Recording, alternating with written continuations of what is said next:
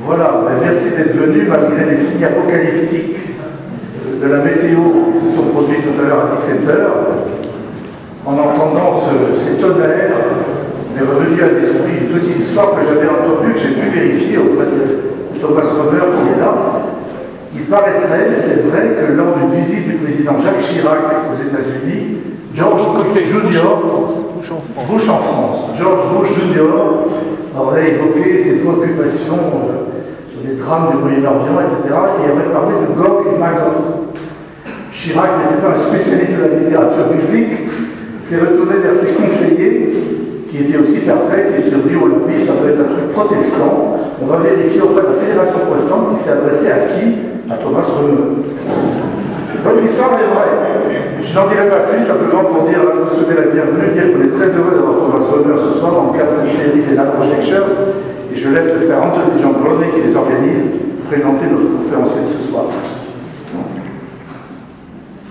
So we welcome you. Thank you for coming to this second of our Lagrange Lecture series. To remind you that next week, same time, same place, Senator Gathercole from Cambridge will be speaking to us. But this evening, it's a special pleasure to welcome Professor Thomas Romer. I didn't know the story about Jacques Chirac and your civil service to the administration, but having studied Professor Romer's CV, which is the full work of an afternoon, I can attest that his biblical learning excels at not only Jacques Chirac, but George Bush as well, I would wager. German extraction and Swiss nationality.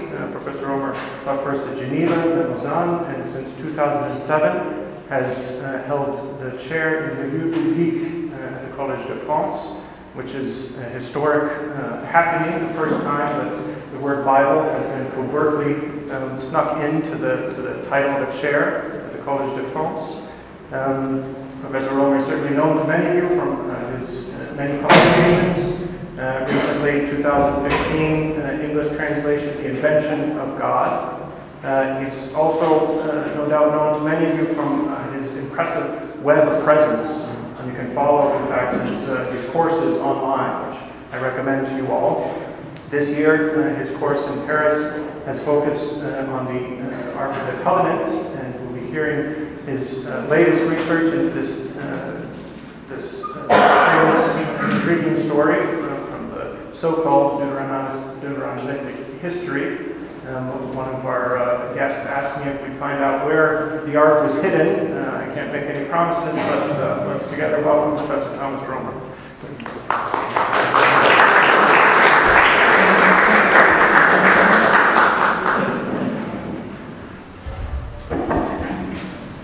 Okay, can you hear me?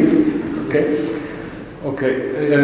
First of all, it's a little bit strange for me to speak English in the École biblique française, but I think this is the deal with the Lagrange Lectures. So, first of all, I would like to thank the École and the director, Jean-Jacques Perennes, for this very kind invitation. So, it brings me back to a place that I appreciate very much. I think this is one of the most privileged places in the world for people doing Bible, and I could experience it again. It's a fantastic library, so all that you are working here, you're very blessed, and so you should be remembered of this blessing. So today I would like to speak about the Ark of the Covenant. It's also related to something new to me, which is a little bit archaeology, because last year, together with the University of Tel Aviv and Israel Finkelstein, the Collège de France, we did some excavations. You will see it not far from here in Kiryat Yearim. So for that reason I became interested in the biblical stories about the Ark, and I would like to present you some ideas about it. It's work in progress. This is also something in the Collège de France. The very good thing when you teach in the Collège de France is you don't teach any truths. You teach your ideas, and you see what happens. It's the French say it's le savoir en train de se faire. So knowledge which is about to be constructed, and I think that's a very nice idea. And the lecture of this evening is a little bit in the same sense. So I'm looking forward also to your questions and critiques and other opinions. I think this is a way that science should go on. So, the Ark of the Covenant, or the Ark of Yahweh, I will come back to the question of the name, has stimulated the imagination of many people from biblical times until today. It has served as inspiration for many stories, a subject of paintings, and even the fodder for Hollywood directors who still until today show an interest in producing movies about the lost Ark. So, there are many reasons, I guess, for this fascination. For starters, the Hebrew Bible itself leaves many questions about the Ark open. What happened to the Ark after King Solomon brought it to the Temple of Jerusalem? Was the Ark deported or destroyed when the Babylonians conquered Jerusalem? And also, what did the Ark originally contain? Many questions, so let me start first with an overview. Where are the texts that speak about the Ark? In the Torah and the Pentateuch, the Ark is mentioned for the first time in the book of Exodus in relation to the construction of the mobile sanctuary. Then in Leviticus and Numbers, where it is part of the mobile sanctuary, but also a guide for the people during the wandering in the wilderness. And then in the book of Deuteronomy, the Ark is mentioned also in 2 chapters. I will come back to these chapters later. And if we go to the former prophets, the Ark appears in all the books of the former prophets, in the conquest account, in the book of Joshua, especially in the crossing of the Jordan and in the fall of the walls of Jericho, but then disappears a little bit from the following conquest stories. In the book of Judges, just once in Bethel, and then astonishingly, in the book of Samuel, from Bethel, it is in Shiloh, but nobody really explains how the Ark came from Bethel to Shiloh. Then, after a short text in 1 Samuel 14:18, only in the Hebrew text, the Ark is probably in Gibeah, before David then transfers it to Jerusalem. And then it is mentioned in the context of Nathan's oracle, David's adultery and David's flight from Jerusalem, before then Solomon, in constructing the temple, introduces the Ark into the temple. And then we don't know anymore what happened to the Ark after it. There's no story in the book of Kings that tells us what happened to the Ark during all the time it was in the temple. And no information what happened to the Ark after the temple was destroyed. If we come now to the latter prophets, the Ark is mentioned only in one prophet in the book of Jeremiah, and I will come back to this very interesting text because here it's kind of an exhortation not to reconstruct and not to commemorate the Ark. In the Ketuvim, in the writings, the Ark is popular, especially in the book of Chronicles, and that's very interesting because the author or the authors of Chronicles seems very much interested in the Ark, much more than the authors of Samuel and Kings, because they add new chapters that speak about the Ark and also are interested especially in the role of the Levites. The Levites are the ones who are in charge of the Ark in the book of Chronicles. Outside Chronicles, in the Ketuvim, only Psalm 132 mentions the Ark, probably alluding to its entry into Jerusalem. So far, we can have 3 major functions of the Ark, or distinguish 3 major functions of the Ark.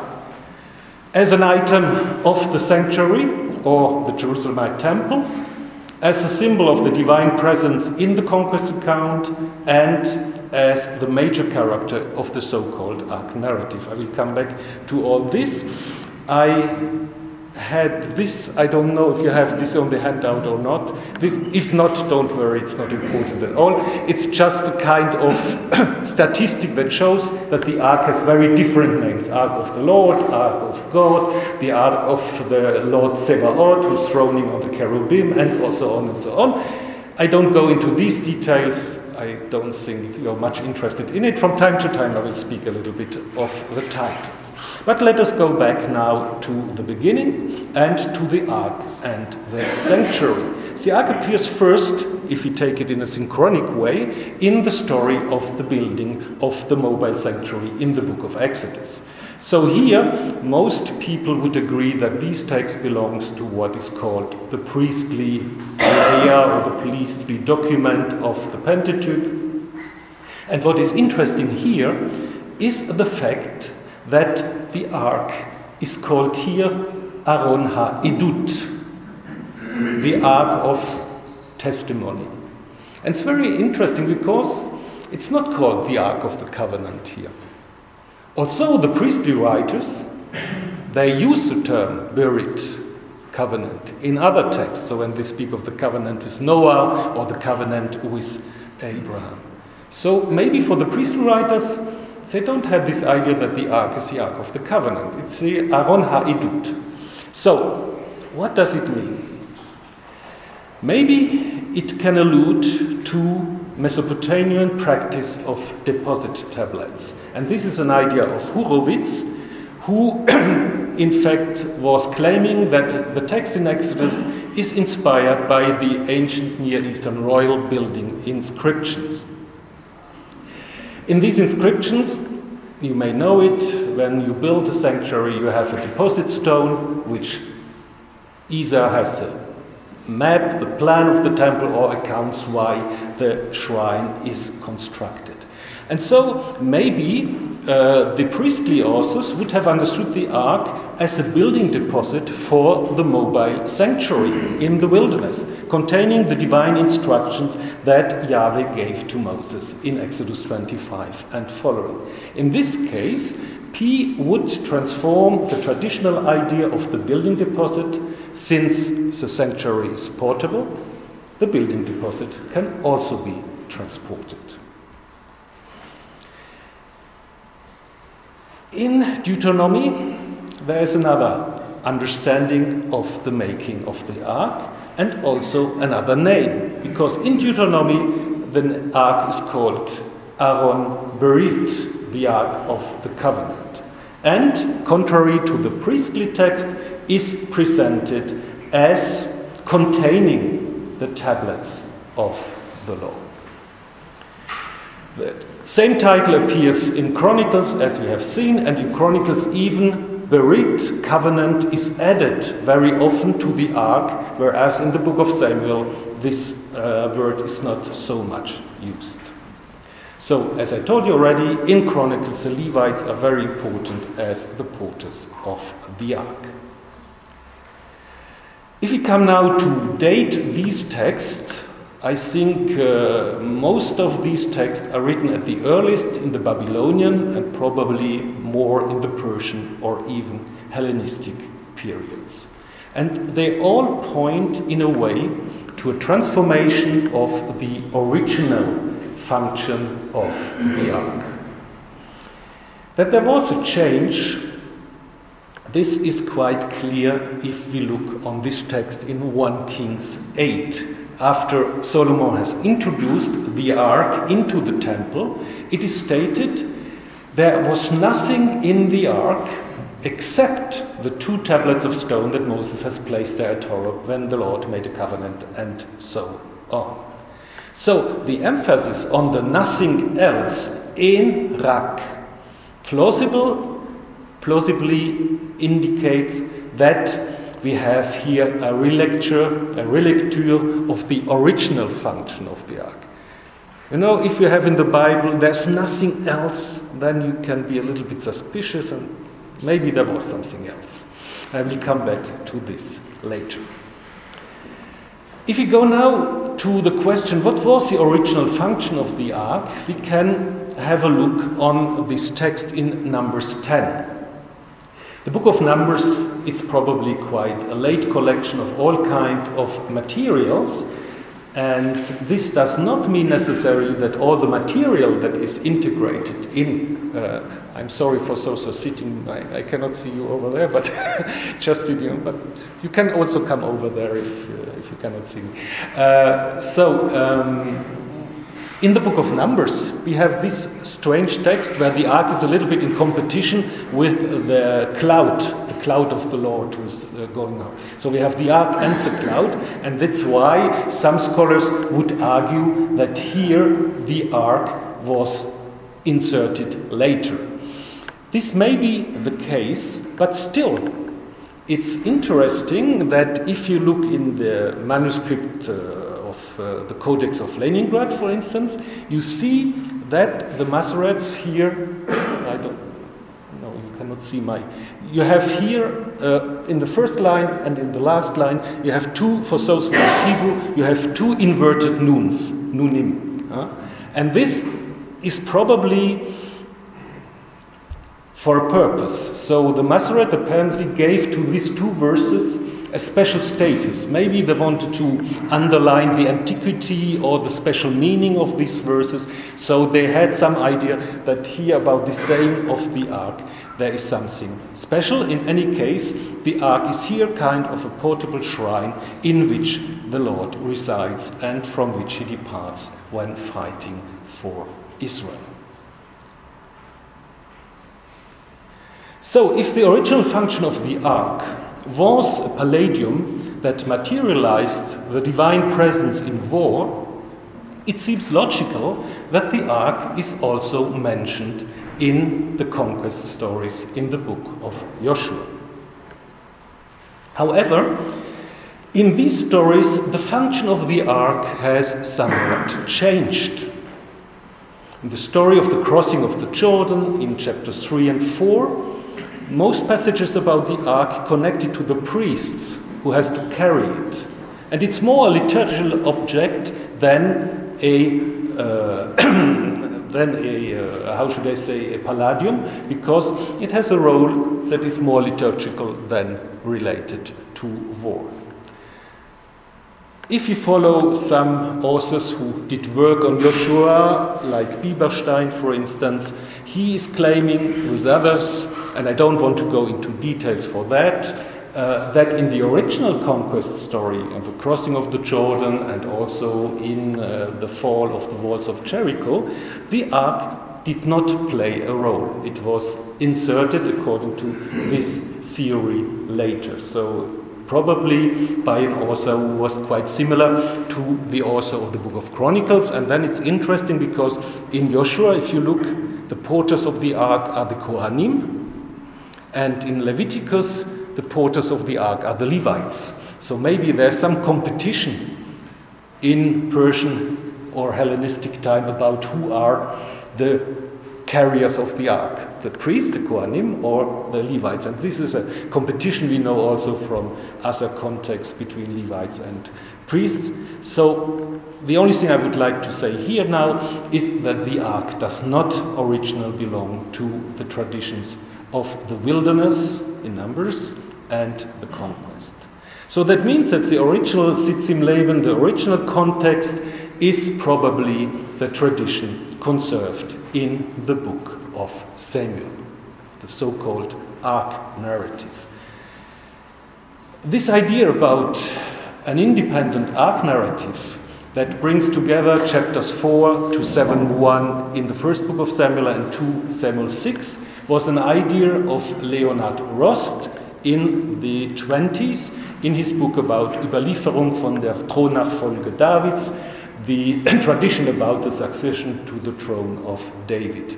In this book, he postulates that independently from the history of the rise of David and the history of his succession, there was another independent work that the author of Samuel used and integrated, and that was the Ark narrative. According to Rost, these chapters are characterized by the same vocabulary, same style, and the same theology.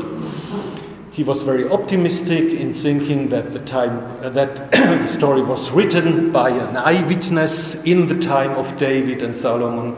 So most scholars would be a little less optimistic today about this dating. Anyhow, he says there is a theology that the Lord is presented as a God who strikes its enemies and brings finally help and salvation to his people. A theory that was then accepted by many scholars, also by Martin Noth, who took it over as one of the sources of his Deuteronomists. There are some problems with this theory. The first problem is why 1 Samuel 4-6 and 2 Samuel 6, the transfer of the ark to Jerusalem, why are they separated? If this was the same story, why is the story not told together? Like the story of David's rise and the story also of the succession of David. That's the first point. And also, if this would have been a follow-up to Samuel 6, if you read it immediately after 1 Samuel 4-6, you have on the handout the story, but you have it also on the Bible. Then David is never introduced. So David comes like just out of the box. This is the first thing. And also there are different names about the priests who are in charge of the ark in 1 Samuel 7 and 2 Samuel 6. There are also the function of the ark is a little different in 1 Samuel 4-6. I will come back to this later.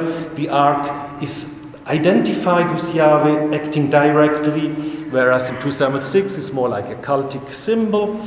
Also, style and vocabulary are quite different, and especially 1 Samuel 4-6 never hint to Jerusalem. And if the ark narrative from the very beginning would have been a kind of a cult legend of Jerusalem, it is astonishing that Jerusalem never plays a role before 2 Samuel 6. And I think for this reason we should agree with some scholars who are arguing that 2 Samuel 6 was not originally part of the so-called ark narrative, so that the ark narrative ended in 1 Samuel 7:1, and maybe now you don't see it, but you will see it later. Then that has important consequences for the understanding of the ark narrative, but also for the place to which the ark was brought. So, let us come now to some, I cannot tell you the whole story. You can, tonight, if there's nothing on TV or so, you can look in the Bible and read the story and have your thoughts about it.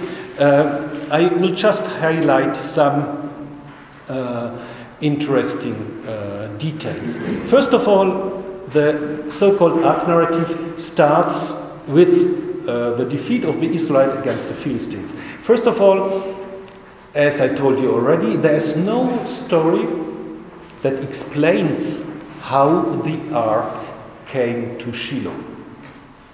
It's just said in one verse in chapter 3 that Samuel was sleeping next to the ark when he got his call. But why in Judges 20 the ark is in Bethel? But how does the ark came from Bethel to Shiloh? Very strange.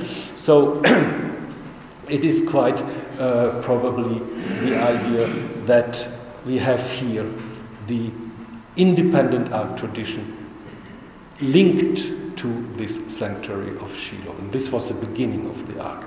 Before the ark came into the wilderness, to Bethel, to Jerusalem, the ark was in Shiloh. Shiloh is an interesting place. Israel Finkelstein did some excavations there showing that the site was destroyed or abandoned in the middle of the 11th century, repopulated sparsely in the 8th and 7th century. And it's interesting because the sanctuary still is not found in the excavation. Now there are some evangelical scholars from American universities who are coming back to Shiloh. They haven't found the ark, neither the sanctuary, but let's see what they will find. It's I don't want to discuss this. I have some ideas about it, but it's a strange story. Anyhow, but what is interesting is that in the so-called Deuteronomistic history, which is of course very much interesting in promoting Jerusalem as the only legitimate sanctuary, Shiloh is never criticized. The Elites in chapter 2 and 3 are criticized, but not Shiloh. And it's even more interesting that apparently the Deuteronomists admitted that before Jerusalem, in the pre-monarchic time, there was another sanctuary that Yahweh had chosen for himself. And you have to imagine the Deuteronomists so much pro-Jerusalem, they admit that there was another sanctuary. And this is very interesting if you go to Jeremiah 7. I think Jeremiah 7 is related to this so-called Deuteronomistic school, but it's not important now. But what is interesting in this text, this is the so-called temple speech of Jeremiah, where he announces the destruction of the temple of Jerusalem. And if you look at the text, you see that Shiloh is paralleled with Jerusalem. Shiloh is the place where Yahweh puts his name in the beginning. Now you have the same expression. And the destruction of Shiloh, which is never related in the Bible, the destruction of Shiloh is considered here to be a forerunner of the destruction of Jerusalem. That's very, very interesting. So it shows you some importance of Shiloh, also in the memory of the people. There's still a debate whether Shiloh was destroyed by the Philistines or whether Shiloh was destroyed later by the Assyrians. That would be the other option. But for the author, it's quite clear that Shiloh was the first place that Yahweh had chosen to as his shrine, as his sanctuary. That's very interesting, shows you something about the importance of this place. So, coming back to chapter 4 tells about two catastrophes that are related, the capture of the ark and the death of the priest of Shiloh Eli, who is preceded by the death of his son. Both passages are related because they show that the sanctuary of Shiloh now has no more legitimation. Perhaps it's linked, as I told you, to a Philistine destruction, but still it's very difficult to know exactly what happened in Shiloh. And this is also, if there are people who are looking for a PhD subject, something interesting, why the Bible does not, the Bible has Shiloh tradition, but they don't tell what happened to the site of Shiloh. Very interesting, but okay. So, the story starts in two places, Aphek, which is mentioned in the Hebrew Bible, also in other texts from Egyptian and Neo-Assyrian times, and can be identified with Antipatris in the Sharon Valley. So that means that the place where the Israelites are camping, Ebenezer, the stone of help, should be probably related. I have no pointer here, sorry. Or is there any pointer? No. No, it doesn't matter, it doesn't matter. Anyhow, you know better geography than the people in France because you're living here, so you know a little bit where it is. So it's just 3 kilometers east of Tel Aphek.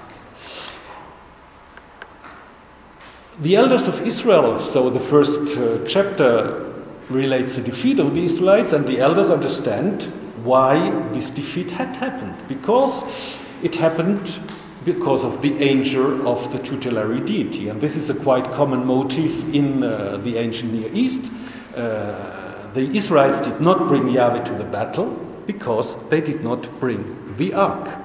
So then the Israelites bring the ark and the Philistines are afraid. The passage in blue is a bit strange. It shows you that the Philistines know the Bible and the Exodus tradition, which is a little bit strange. So some people would say this is probably kind of a redactional insert to bring together the stories of the Ark with the Exodus tradition, which makes in fact sense. So as you see also that the whole story here about the defeat despite the ark is framed by the names of the son of Eli, which then are with the ark and will die at the end and preparing the death of Eli. After this death, the dynasty of the priest in Shiloh has disappeared, and Shiloh, in a way, is not anymore the place where the ark can be. Anyhow, the ark now comes to Ashdod. You know all the travels of the ark, probably the most powerful of the Philistine cities, growing starting from the 10th century and until the Assyrian times, probably the most influential of the Philistine towns. It's interesting because in this city, as we will see, there is this temple of Dagon, and this temple is still, and this is for Catel Berthelot, this temple is still mentioned in the book of the Maccabees, where it is told that the Maccabees were finally destroying this temple of Dagon. So apparently it's a long tradition. So, if you look what happens to the ark is deported by the Philistines to Ashdod. And this is a practice that is very well attested in the ancient Near East. That means that the capture of the deities of the enemies was meant probably to demonstrate the superiority of the victor's deities. So the Assyrian, as for instance here in the annals of Sennacherib, Sitka, the king of Ashkelon, who had not submitted to my yoke, the gods of his father's house, himself, and so on, I took and deported him to Assyria. In the inscription of Sargon, we have the mention that he deported from Samaria the gods in which they had put their trust. It's very interesting because it shows you that in Samaria there was more than one god. It's interesting on another topic, and but it's the same. By the way, this is probably representing the destruction of Gaza and the transportation of the gods of the city. Sometimes also you can have not the deportation, but the destruction, as we have here in the inscription of Assurbanipal, I smashed their gods and thereby smoothened the heart of the Lord of the Lords. Marduk, probably. If you have this in mind, the ark narrative now becomes very interesting. Because the author apparently knows about those practices and takes them up in order to construct a counter-history of sorts. In 1 Samuel 5, when the ark is placed in the sanctuary of Dagon, the statue of Dagon will be smashed through Yahweh's power. In the first night, Dagon falls down before Yahweh as if he wants to prostrate before him. And then in the second night, however, the statue of Dagon is amputated in a way that is reminiscent of the mystical theme also of the divine battle, but also of the destruction of divine statues by the Assyrians. I just show you here a representation of the Assyrians smashing divine statues. And you see they took the head, the hands, especially like we have in the story of the ark. But also the return of the divine statues is something that is a practice attested in ancient Near Eastern inscription. So, for instance, if a king wants to show how generous he is like Esarhaddon, he praises himself as the one who is restored to their places, the gods of the lands, etc. The Persians probably did the same. And so we can see that the fate of the ark in 1 Samuel 4-6 can be illuminated by the Assyrian practice of deportation and restoration of the god of the vanquished people. So, first of all, that shows us that the ark matches in a way the function of a divine statue. What happens to the ark is something that happens to divine statues. Coming back to the ark narrative, the danger of the ark now is emphasized by the fact that Yahweh strikes the population with tumors. If you take the Greek text, we have rats or mice that come through the boats of the Philistines to the city. This is also a very, very interesting topic, that the Greek text, I don't have time now to go into the details, the Greek text and the Masoretic text of the Ark story are very, very different. And it's not always easy to really decide which is the older version. I think sometimes the Greek probably has some older versions than the Masoretic text, but that's another story. The tumors, I don't want to go into too much details. You may know that for the Masoretes and also maybe for the Greek, they identify this with hemorrhoids, which are not really mortal normally, so that's why some people were speaking about the bubonic plague. Anyhow, I think it's not so interesting. But there's a lot of... Those things always interest people. So there's a lot of theories. Aaron Meyer, which you may know, he's digging now in Gad. And he has even another theory, because they have found like representation of phallus, and he thinks that these were the kind of ex voto that the Philistine brought together, but it's a little bit different. Anyhow, I think we don't spend too much time on it. Which is interesting again, that the idea that Yahweh sends plague can be related to the Exodus, but again, I think they're not really linguistic parallels. These linguistic parallels are only in very few verses. So I think it's maybe part of a redaction of the older story. And then you know the Ark is traveling from Gad to Ekron, important cities in the first millennium, both also mentioned in the context of the Neo-Assyrian occupation of the Levant. And so I think maybe the present form of the story can reflect a situation in the time of Hezekiah. You may know that Hezekiah was, I think he was not a good politician, but the Deuteronomists like him very much. They like him very much because of his anti-Assyrian politics, contrary to Manasseh. So anyhow, we have this inscription of the Sennacherib that tells us that Hezekiah, who revolted, was invaded by the Assyrians, who took territories from him and gave them to the Philistines. And it's interesting because it's written here, his towns, which I had plundered, I took away from his country and gave them to the king of Ashdod, to the king of Ekron, and to the king of Gaza. Thus I reduced his country and increased the tribute.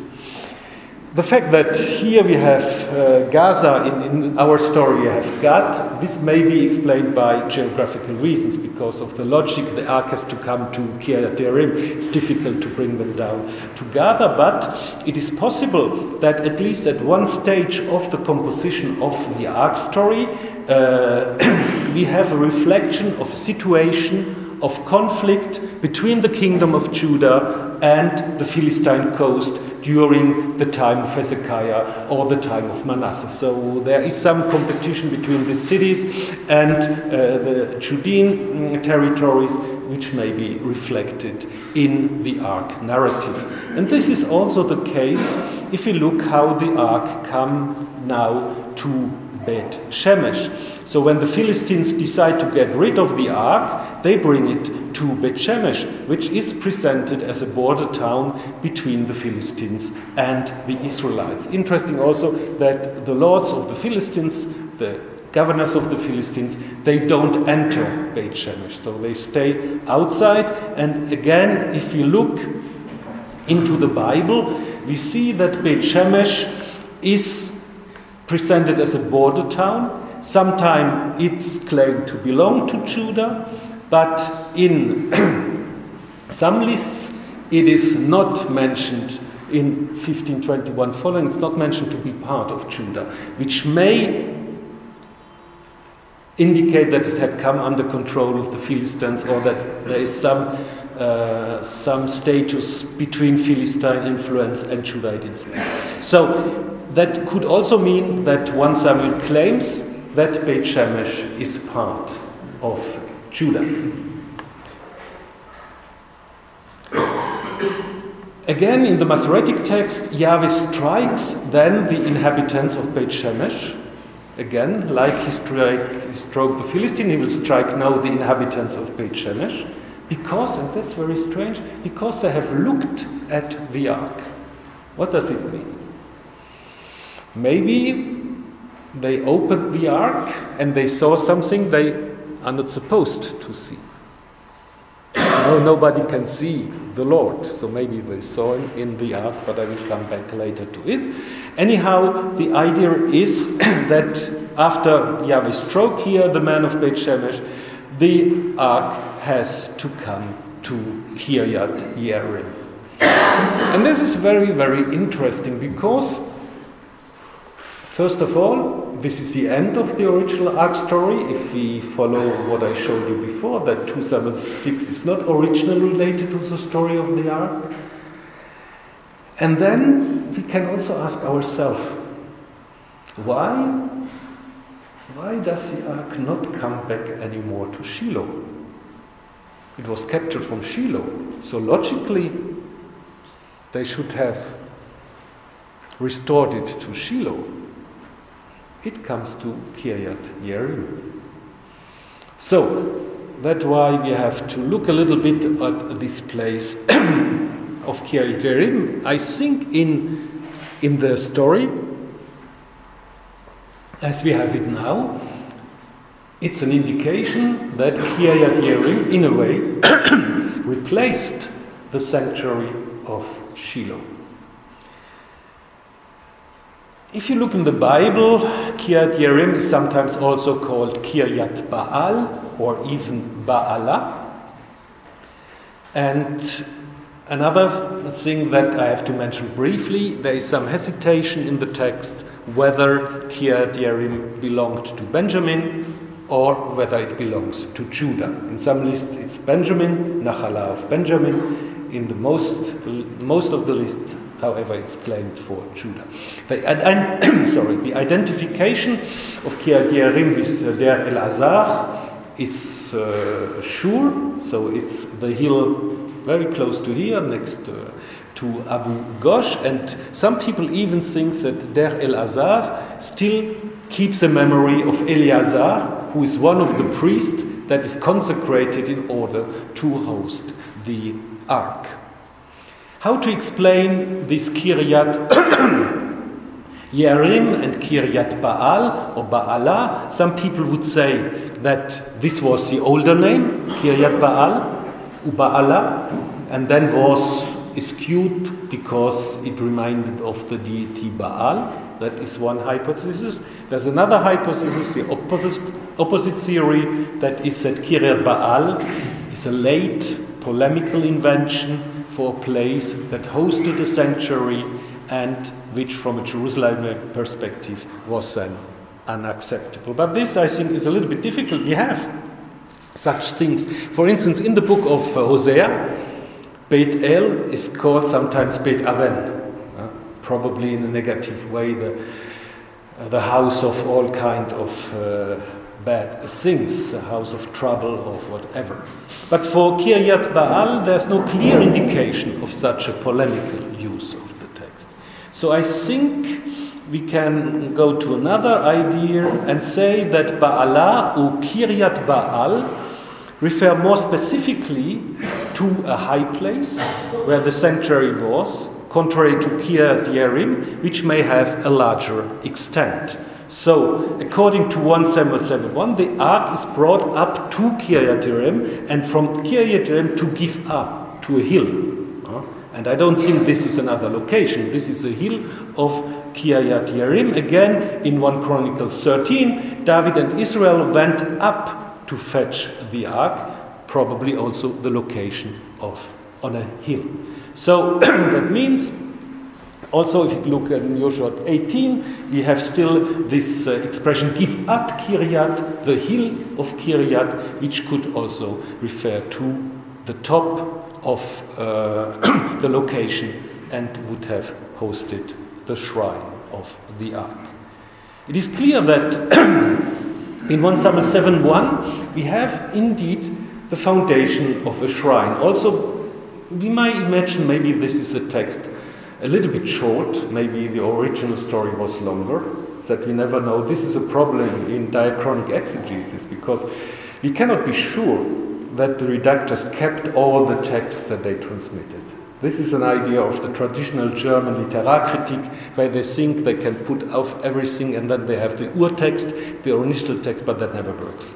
So I think we have also to acknowledge, of course that makes things complicated, that sometimes texts were rewritten, even dropped, and so maybe the stories was a little bit longer, but still what we say here that we have a consecration, kadosh, of a priest in order to be in charge of the ark. And this is quite clear, there's no hesitation. Eleazar is interesting because it's also the name of Aaron's son, and Avinadav sounds a little bit like a combination of two other sons of Aaron, Nadav and Avihu. So is there some relation, some wish to inscribe this Eleazar also to an Aaronite or Levitical line? It's possible. So, probably you all visited already Kiryat Yearim. If not, do it. It's an interesting place which now hosts this basilique of Notre-Dame de l'Arche de l'Alliance, which was built in the 1920s by a French lady from, I think from the Pyrenees, Sister Josephine. And there's a whole story, but I cannot tell you the story. It's complicated. There's a German consul is intervening in the French. It's a very complicated story, interesting story. And what is interesting that, and this is related to École biblique, because the Père Lagrange played a major role in all this. He was close to Sister Josephine, and he told her that there's something going on around this hill, and she should buy some land. She bought the wrong land, because then he discovered the rest of this mosaic of the Byzantine church on the other side. So she tried to buy it, and of course the prices were raising very much. So the Massa Superior was very unhappy, because she spent I don't know how many francs at the time, but still, so they got this land, and the cathedral is bought upon the remains of a Byzantine church, which Père Lagrange dated from the 5th century, and you can still see, if you go there, you can still see the mosaics. And then, of course, you can ask yourself, if there is a Byzantine church, maybe the Byzantine church itself was built on an older sanctuary or shrine. And this is the hypothesis we had with Israel Finkelstein when we did our first season last year. Of course, impossible to dig under the church, so we would never get any permission for that, and this is of course quite normal. But so we could dig around the site, and if you look on the side from the air, you see that the top of the hill is broad and flat. It's kind of a man-done podium, which is surrounded maybe by terrace walls, and so it looks like it was man-shaped. That was the theory, and there were some salvation excavation one when they built the guest house on the other side of the church, so there was some excavation and some surveys, and all these surveys showed that there's a lot of pottery on the surface which can be dated to the Iron Age, to the first part of the first millennium. And this is also something that we found ourselves, that there's a lot of pottery from the time of the Iron Age. We also found some artifacts like this rosette stamp on a jar handle, which is very well known for the presence of Judahite kings. So at some times it belonged in fact to Judah, and then we have also a rider figure or something which may stem from the late monarchic period. We have two ostraka, but we don't know how much we can read, so they are actually under examination in Tel Aviv. Apparently there's a long queue to wait, so but we should have some idea whether we can read really some letters or not. So there were three areas. I don't go to details and time is running, just to show you the areas. The idea was with the area A and B to check about the wall, and with the area C, which is a little bit behind the wall, was to check if we can have some stratigraphy, at least for the Iron Age. And indeed, there are some interesting results. It's preliminary, of course, it's just the first season, but there's an important wall, especially in the area, I'll go maybe back, in the area A, there's an important wall which probably continues and apparently limits a quite limited space, maybe 2 dunams or something like that. So it's not a wall around a city. This is a wall around the complex. Can be administrative, can be all kind of things, can be sanctuary. Anyhow, the problem is also that the wall was reused all the time, so it contains material from the Roman, Hellenistic Roman period. So at the beginning, we were kind of anxious that the whole wall may be Roman, and this all our nice theories would have gone away. So we did something I cannot explain to you in detail. It's called OSL, optical stimulated luminescence dating. This is the last cry in in archaeology. You don't need organic components. So the only thing what you need is quartz, potassium, feldspar, or other mineral grains that have been bleached by the sun, and which allows, I don't know how exactly, you can check it here if you want all the information, but anyhow, which allows to date more or less. It's not as precise as the carbon-14 dating, but still, the first construction, according to this, can be dated to 900 to 700, which is that's a lot of option, of course. So we can say maybe the Assyrian did it, but the Assyrians never mentioned this place, so I don't know. So we have another idea. I tell you the idea. The idea is that it was Jeroboam II. Jeroboam II, this is also one of these kings that the Bible just mentions in passant. He ruled more than 40 years, and you have like 10 verses about him. It's like Omri or Manasseh, so these kings were apparently very important, are not much mentioned in the Bible. But what is probably quite clear, if we follow at least the results of Eran Aryeh and other archaeologists from Tel Aviv University, that Dan, which is related in the account of the golden calves to Jeroboam I, the Dan becomes Israelite only in the time of Jeroboam II. So that maybe in the story of 1 Kings, what is told in the story of 1 Kings 12, is in fact something that happened under Jeroboam II, and it's quite plausible that under Jeroboam II, Israel gained its maximal territorial expansion and also took control over Benjamin. So, speculation, and this is really speculation so far, is that Jeroboam II built Kiryat Yearim, the podium, as a sanctuary, as a border sanctuary, as he did it with Bethel. Bethel is also called the sanctuary of the king in the book of Amos.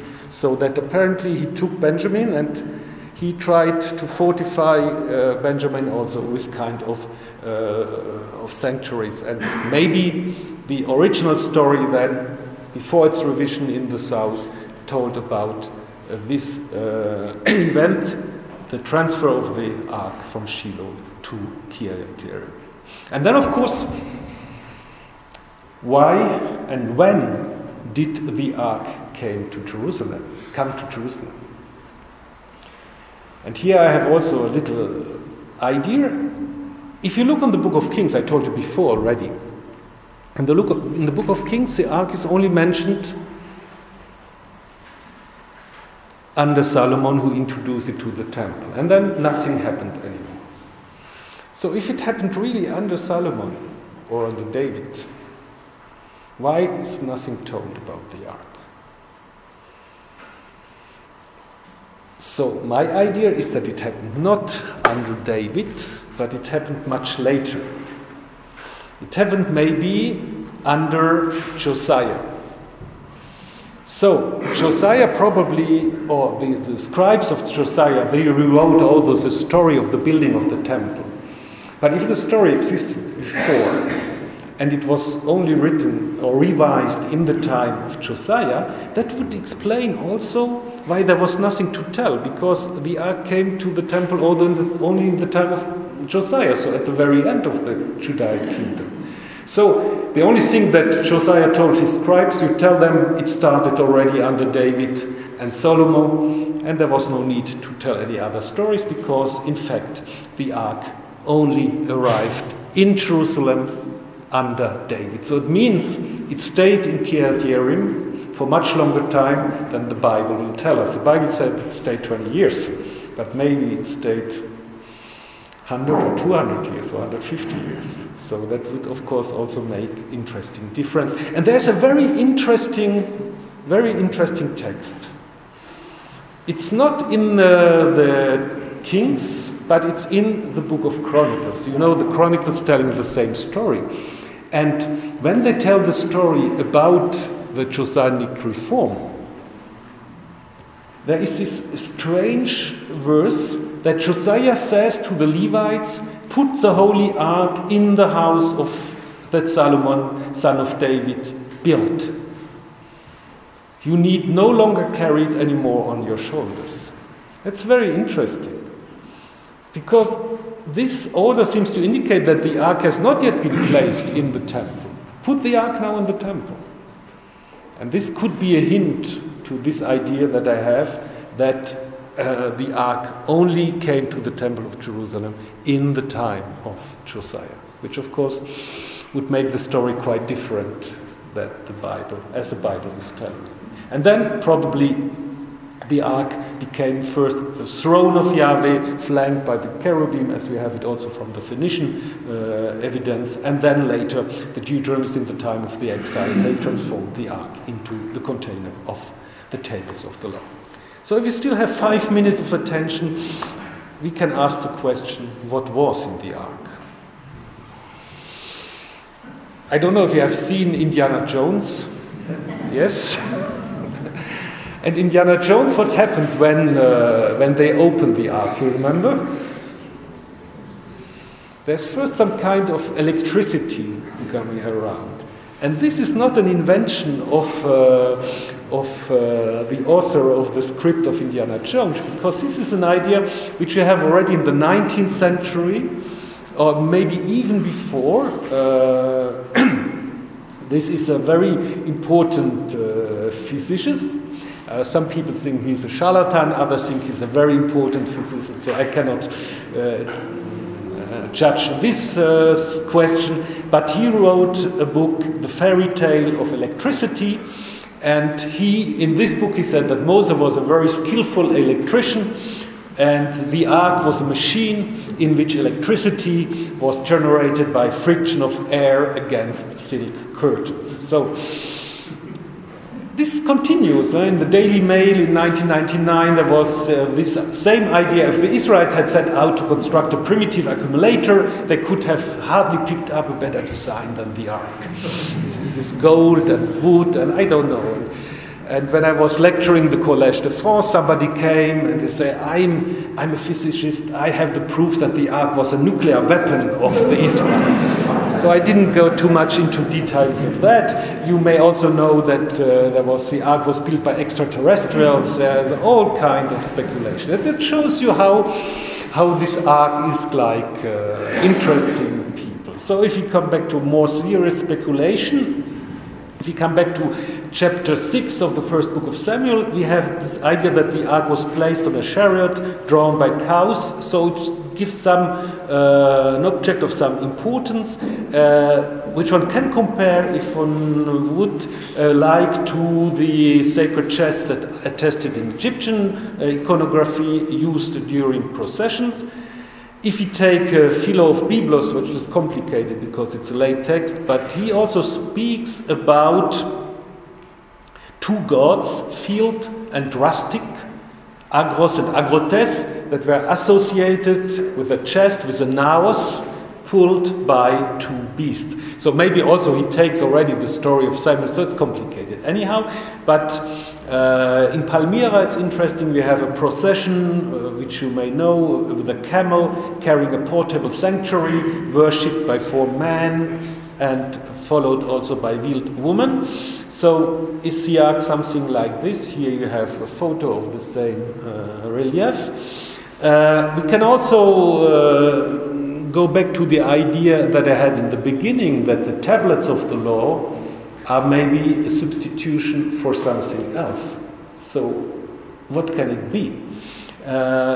Maybe kind of sacred stones. Sacred stones as we can find in the chests of pre-Islamic Bedouins. Among certain Arab tribes, these stones, represented 2 goddesses, Al-Lat and Al-Uzza, which are even still mentioned in the Quran. I don't recall the surah now, but they mentioned both. And this is interesting, but this is maybe too much speculation. If you look to 2 Samuel 6, who's the one who touches the ark and then is killed? It's Uzzah. So, I don't know, anyhow. But still, it's interesting that here you have two stones representing goddesses. So, maybe, and it's interesting also that, this I forgot, that these goddesses were later replaced by copies of the Quran. So something that we can compare with the Bible, that the stones were replaced by the stones of the law. So maybe we had in the ark a representation of Yahweh in kind of a matzeba, or even 2, maybe Yahweh and Asherah or whatever. This is difficult to know. But the idea that the stone becomes stones or tables of the law may indicate that there was a kind of representation, and this of course would also fit this idea that we have in the ark narratives, that when the people of Beit Shemesh were looking at the ark, they were struck, they were killed. So this idea, you cannot have a look, even if it's a statue of Yahweh, nobody can look if it's not under the control of the priest. So I think, yeah, probably there's a kind of a representation of Yahweh that was originally in the ark.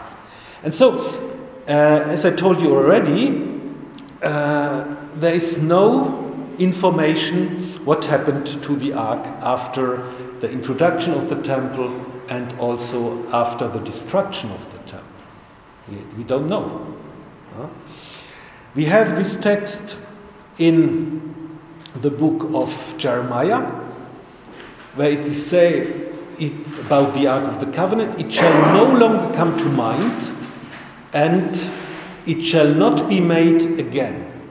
This is interesting. If it says it shall not be made again, we can suspect maybe that there was some attempt to reconstruct the ark. That there was some discussion about the importance of the ark. Clearly, this oracle substitutes the city of Jerusalem for the ark and saying that Jerusalem will become the throne of the Lord. And maybe in the second temple, the ark was replaced in a way or another by the menorah, a way also to indicate the divine presence in the temple of Jerusalem. So we have this idea that the ark shall not be remade in the book of Jeremiah. But if we go outside of the Hebrew Bible and we go to the book of the Maccabees, then we have another story.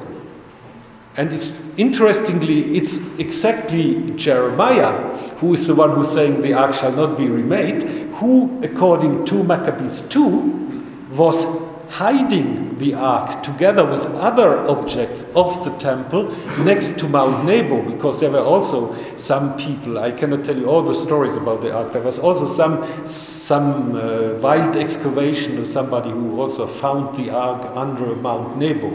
The Jordanian authorities were not very happy about this story, but this is something else. But what is interesting here is a totally different story. The ark was not destroyed. We don't need to remake it. because it's hidden. And it will appear at the end of the time when the Lord will gather his people again.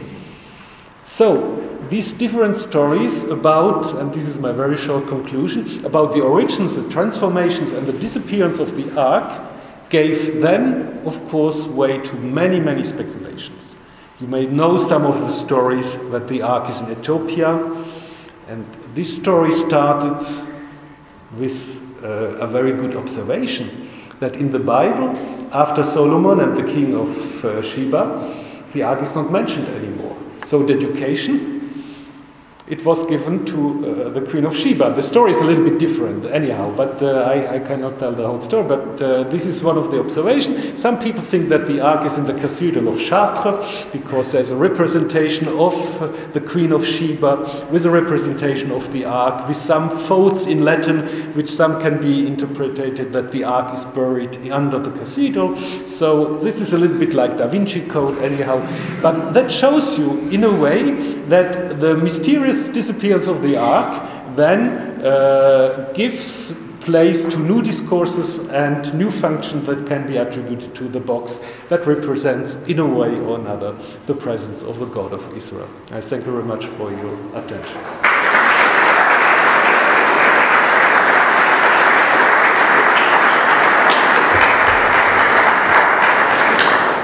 Thank you very much for this very clear and very interesting, sometimes provocative presentation, though after the speculation of the fairy tale of electricity, it all seems very sober and level-headed. If there are any questions, the floor is now open.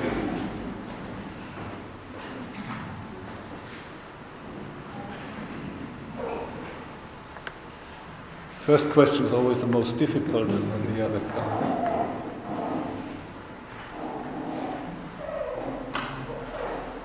Yeah. If I understood you correctly, thank you for giving me this presentation. If I understood you correctly, thank you. If I understood you correctly, you said that so two things, that the story was designed in 1 Samuel 4-6 to locate the Ark of Kiriath-Jearim, and then that story, if I understood this part correctly, was written in the time of Hezekiah. No, it was revised in the time of Hezekiah. Okay. So my idea that was first written in a shorter version under Jeroboam, probably. Okay, so the original version was written under Jeroboam. Yeah. So what would be the purpose of the revision under Hezekiah? The purpose of the revision under Hezekiah or Josiah, this I'm not really clear. It's probably related to the fact that Kiriath-Jearim became part of Judah. So this I'm not sure whether it's Hezekiah or Josiah, because it's very difficult to decide. And that also after the destruction of the north, the Exodus tradition came over to the south, and there was some attempt to relate both stories with the plagues, reminding the plagues of the Exodus, and also maybe in order to strengthen this competition with the Philistine coast cities, which were in fact in a way in conflict under the Neo-Assyrians with Judah. So some people would even claim that Hezekiah lost important parts of Judah to the Philistine cities. So maybe I should not say Hezekiah, maybe I should say Josiah, I don't know, but it's more or less in this time. So I would say it's part of a southern revision of the story related to the fact that South got control over at least the territory of Benjamin, and also was a little bit unhappy with the situation with the Philistines. Yeah. I think... Yeah. I was in Ethiopia not too long ago, and it seemed to me that almost the central tenet of the Ethiopian Orthodox Church is that they have the Ark there at Aksum. Absolutely. And I'm wondering how we deal with this in talking to Ethiopian clerics and dialoguing with the Orthodox Church when the story seems... When you hear the full story, it seems so fantastic. Oh yeah, but I think it's a little bit, maybe forgive me, I'm a Protestant, so maybe but I would say it's a little bit comparable what you can have with the stories about the relics of the saints that travel here and there. And we know in some places the stories are very fantastic, how the relics of this and this saint come to this sanctuary. And I think the important thing is not really whether these are really the true relics of this and this saint. It's a link what the church can establish with a tradition. So I'm not so much concerned about, it's a nice story, so I think it becomes more difficult when it becomes a kind of polemic that we are the only legitimate heritors of this Ark story, and I think this is a little bit more complicated. But that a foundation legend is maybe more a legend than related to historical truths. I think that happens very, very often. And I think in this case, we can also respect this tradition. I would say, of course, it's not a historical tradition at all, but it's a very nice tradition, and it says also something about the claim of this church. That, I don't know exactly the details. I understand that sometimes it's complicated with other communities and so, but still I think that they claim this continuity with tradition from the Hebrew Bible.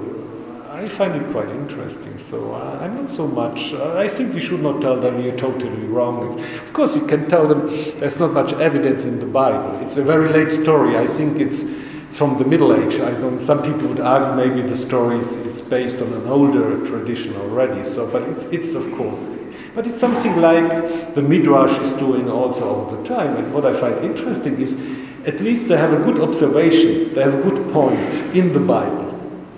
That is, after Solomon, in the whole story of the kingdoms of Israel and Judah, the Ark never shows up anymore. So they have the idea what happened to it. So.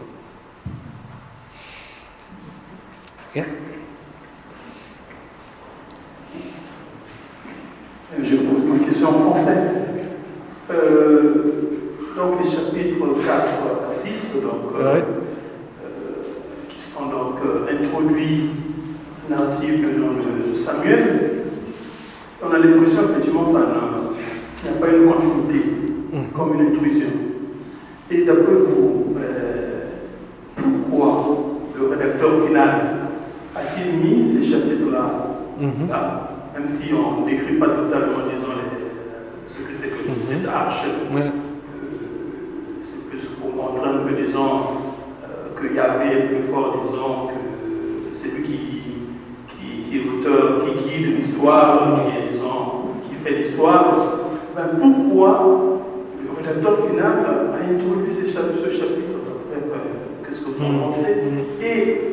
Et dans le deuxième livre de Samuel, donc au chapitre 6, il revient encore sur l'âge. Enfin, effectivement, il y a donc la théorie de Host, mais aujourd'hui, qu'est-ce que vous pouvez dire sur ça? Je réponds en français ou... Can you summarize? Okay, vous comprenez l'anglais? Okay, then I answer in English. So the question was how, if 1 Samuel 4-6 is an independent story, why the redactors of the book of Samuel or the book of Samuel and Kings, why they integrated it into the book, what was the aim of these redactors? So first of all, it's true that it's an independent story. Also, you see that Samuel, for instance, who shows up in chapters 1-3 and then in chapter 7 again, he is not related in any case to the Ark story. It's just said in one verse in chapter 3 that he was sleeping next to the Ark, but it's just to prepare the thing. I think it's for several reasons. First of all, I think there is a kind of, how you should say, a memory about the importance of Shiloh. I think that is very, very clear.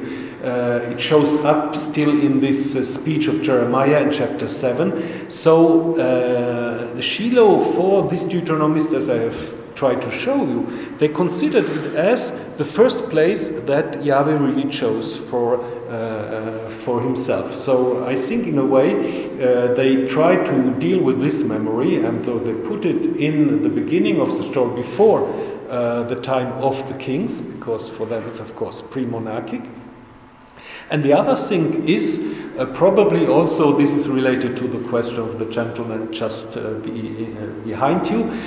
Probably also when there was the first southern edition of all this tradition, maybe under Hezekiah or Josiah, maybe more under Josiah, they used this story in order to make a parallel also with the Exodus tradition and to say something about the strength of the God of Israel. And also, of course, to prepare in a way than the other story that shows that Kirjat Jearim is not the final place of the Ark. As I showed you, as I think the original story ended in Kirjat Jearim, and of course, in integrating it in the book of Samuel, they prepared, of course, then the reader for 2 Samuel 6. So he needs to know something about the Ark before David can just take it from there and bring it to Jerusalem. So I think there are different reasons to explain this insertion.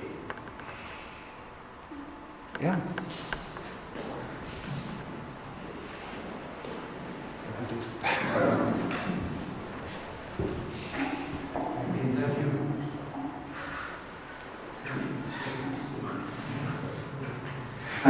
Thank you very much again for your talk.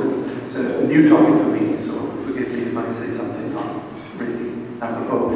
I heard a lecture not long ago about how the Bible doesn't really finish the Old Testament but moves smoothly into the New, and the Ark of the Covenant does reappear in the New. And there were a couple of things, certainly seeing beautiful photographs of Kirjat Jearim, which is named after the Virgin Mary, Ark of the New Covenant. And New Testament writers, basing on whether it's the Masoretic or the Septuagint, what they were basing on, reading that, I was fascinated that the Virgin Mary, present, say, in Pentecost, the importance of carrying an ark, which might have more than one significance. You mentioned quite early on, that I found quite exciting, about the building of the temple. You needed a special stone in it. And you've got this reference to Jesus, not only as the New Covenant, but also as a cornerstone for a building by which, of course, it will be members. Yeah. Yes, again, this is not my specialty, my field, but it's true what you said, and I know that in the theology about the importance of the Virgin Mary, the link with the Ark of the Covenant is quite often made, and still you have a lot of churches that are called Notre Dame de l'Arche de l'Alliance, so they are, of course, churches of Mary, but the Mary of the Ark of the Covenant. There's a new church now in Paris still that was built about 20 years ago in the 15th arrondissement. It's very nice. And you have a nice representation of David dancing in front of the Ark. So this, I don't know when it starts, so you have to ask people in liturgy or so. But I know there's a lot of parallels that are made, that the Ark, of course, was carrying the first covenant, and Mary is carrying Jesus, who's the mediator of the new covenant.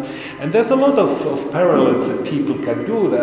Sometimes also the details. So David is dancing and rejoicing in front of the Ark, and then in the Gospel of John, when Mary is visiting Elizabeth, the child in the womb of Elizabeth is also dancing in a way. So there's a lot of parallels that are made in order to have this reception related to Mary. In the New Testament, I think the Ark of the Old Testament is only mentioned once, if I'm not mistaken, in the epistles to the Hebrews. I think this is the only place where it is mentioned. It's very interesting. Sorry?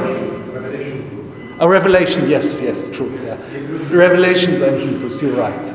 So, interestingly, in Hebrews, this idea that it contained two things, so the stuff of Aaron and the law. And this is maybe, according to some people, a Jewish tradition, because, of course, this I didn't have the time neither to tell you. There's also a lot of speculation about the arks in rabbinic literature. And then people have the idea that there's not one ark, that there are 3 arks at least, which correspond in a way to the different functions of the ark in the Hebrew Bible. So this is something also that intrigued Judaism. But I think your question is interesting because it shows you it's not the same story as we had with Ethiopia, but still this openness of the destiny of the ark, and there's no final word what happened to it, leaves really the way open to all kind of reception and theological interpretation of its function. And so I think in a way it's not astonishing that we have, and it's very nice in a way that we have here at Yerim now the sanctuary of Notre Dame de l'Arche de l'Alliance. I think it's a very nice follow-up of the biblical story in a way. I think, yeah. Thank you very much for this yeah, anyway. If you speak louder. Yeah. I wanted to ask you about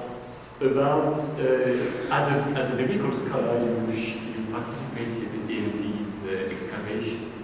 Since we are at the École biblique archéologique française, and that kind of collaboration is still too rare among us. What would be your words of wisdom? So to say, what did you learn from your participation in an excavation as a specialist of texts? Yeah. Or what did you adduce to your colleagues, your archaeologists? I think maybe first of all, thank you for this question because it gives me also the opportunity to explain a little bit this. Unfortunately, I discovered too late in a way that we need much more interaction between archaeology and for this École biblique is the place. I think we have to renew this this concern of the École biblique and the Deutsche Palästina-Verein and all of these foundations. Because I think very long time there was kind of 2 different tracks. The archaeologists, especially in Israel, they were not at all interested what the biblical scholars could say. They say, okay, I have here a building, so that shows this is a temple of whatever, or this is a house of David, and there was no concern at all about the story of the Bible that maybe tells story about David, but written in the 7th century. So, on the other hand, also I think some biblical scholars build up theories and they don't care about any material evidences for their theories. And in a way I'm very happy because since 10 years I'm in very close contact with Tel Aviv, especially with Israel Finkelstein, and he has the same concern. So our meeting was a kind of a good opportunity that we could speak about this. He was also very much concerned about what he called the uneducation of the archaeologist in regard to biblical scholarship. And on the other hand, it's true also that a lot still, especially with my German colleague, they don't care. They have the 10, 20 layers in the book of Exodus and then they are happy. And I think, of course, you can have layers, and certainly you need layers, but you have to relate these also to some evidence. So it's, of course, archaeology, and this also I discovered, archaeology is as much of interpretation as is biblical scholarship. So some archaeologists that show up and the archaeology has proven that, I think this also you should be very, very cautious if you hear this kind of a discourse. But I think the future, and I think some of the young people also understand this, the future is coming back to a close collaboration with people that are informed. Of course, you cannot be specialist of everything, so I think it's good that biblical scholars and archaeologists work together. And what I learned is really also to be very patient and in a way it empties your mind. Really, I did some very short digs before, but very short, and I didn't. But this I was there for months, and if you dig, it empties your mind, and you a little bit out of the world, but still related to the world. It's very, I really enjoyed it very much, I have to confess. And this is a little bit my regret that I came to this idea of a close collaboration at a very late stage. I'm too old now to change everything in my career. But still I think, and this is also why I'm very happy to be here, I think this is probably the future also, at least as a part of biblical scholarship. We should not only do reception. Reception is important, synchronic is important, but I think we should also, and especially if you're in the country, try to relate to the material culture and try to read the Bible in relation, not to prove the Bible by archaeology, that's not at all what I want to do. And the good thing is with somebody like Finkelstein, he enjoys very much also building up hypotheses. And then if you discuss and you see this wall can come from here, and then you think, so what can this be related to what we know in our reconstruction of the history of Israel and Judah? And you build up theories, and this is a good thing. Maybe in the next season things will change. So that's why I told you it's work in progress. I don't take it like the ultimate truth, not at all. But I think really this is, for me, that's really the future. Also, it was a little bit the past, but it's again the future, I think. We are now in a situation in biblical scholarship, we are rediscovering not the fathers, but the grandfathers, and that is very, very important. And for this, I think we should really strengthen this kind of collaboration and not just be each of us on his own side. No, we need to speak much more together and to do things together, and this is also a good thing. I think the biblical scholarship should go also to the digs, and the archaeologists, and some do it also now, come to the conferences of the biblical scholars, and this probably will give some new and good results. I think this is a perfect conclusion. Thank you very much.